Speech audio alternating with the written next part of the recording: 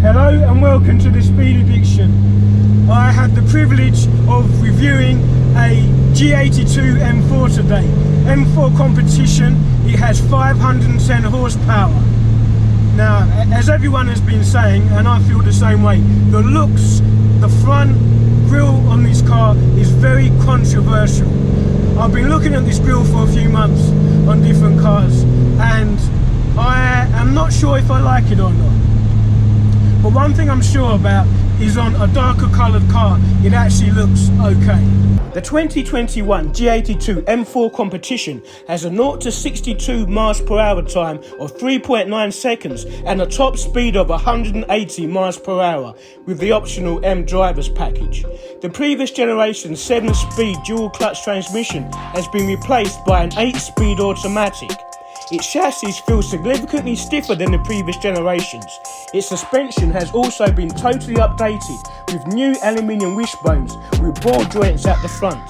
It has larger castor and kingpin angles as well as a lowered roll centre. Its wheels are 19 inches at the front and 20 inches at the rear. Its 3-litre S58 engine is closed deck for extra strength. It has a forged lightweight crankshaft and its cylinder head has been 3D printed. And of course, it has BMW's active electronic M Differential. And what a lovely sounding engine. It's a little bit synthesized, but it sounds good, so I'm not going to complain about it. It's the way it is nowadays, and I'll just live with it. Third gear, strong torque, wonderful power delivery. Gear changes are super quick. This corner always catches me out, and this time I was ready for it. Okay, back down in second. Third. Great power, so smooth and silky smooth. So this engine, the S58, 3-litre, inline-6, twin turbo, lag-free, almost feels naturally aspirated. The car is stock, so it's a good baseline to see what the car is all about. Steering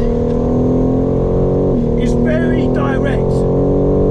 So compared to an M2 Competition, there's not much fuel coming from the steering wheel, but the steering rack is super fast.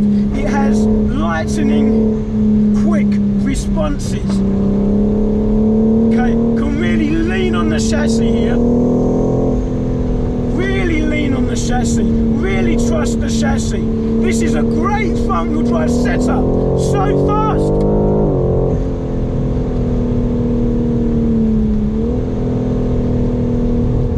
Again, the front axle has got tons of grip. Michelin Pilot Sport 4S on the front, 275 width. And it hangs on. This is not letting go for no one. So much grip. On the rear there are 285 width tyres. It just hangs on tenaciously, not letting go. And the power is endless. As I said before, it just feels like I'm driving a V8. It sounds a little turbocharged, but it's synthesized, so you really can't tell. This powertrain is wonderful. The rear end is solid, so much grip. Now the S-Series M3 and M4 had traction problems. Even the Competition has some traction problems, not a lot, but this has got 0 traction problems. This has 500 horsepower at the crank, 3-litre inline-6 twin turbo engine, and it is a powerful car. And that front axle is just nuts. So much grip, and performance-wise, BMW have quoted that this car produces 503 horsepower, but we've had it on the dyno and it produces more like 500 horsepower at the wheels. This car is making around 560 horsepower at the crank, and boy, you can feel it. Wow, so around these canyons, a lot of the time I stay in third gear. This has so much performance that you can do everything in fourth and fifth. The chassis is great, can really carry speed and get on the gas a little bit through the corners. It's almost as if it's like a four-wheel drive car. There's so much grip. Obviously soon the four-wheel drive version of this imagine how nuts it's gonna be. But this car is just wonderful. You can really take liberties with the front end. There are enormous reserves of grip, and the performance of this car is just great. Third gear, back, fourth gear. Bang, traction is great. High performance. I mean, BMW have raised the bar with this car. The steering is the only letdown. It's very direct. The car does what you want it to do. But in terms of feel through the steering, it's not great. It's actually pretty minimal. But that does not take anything away from the performance of this car. It's extremely confidence inspiring, extremely fast, extremely capable, and a lovely car to drive. It's obviously big, but it feels like it's shrunk around you. It feels like a much smaller car than what it is. And the brakes are phenomenal. Lots of power from the stock brakes. I can only imagine what the carbon ceramic brakes would be like.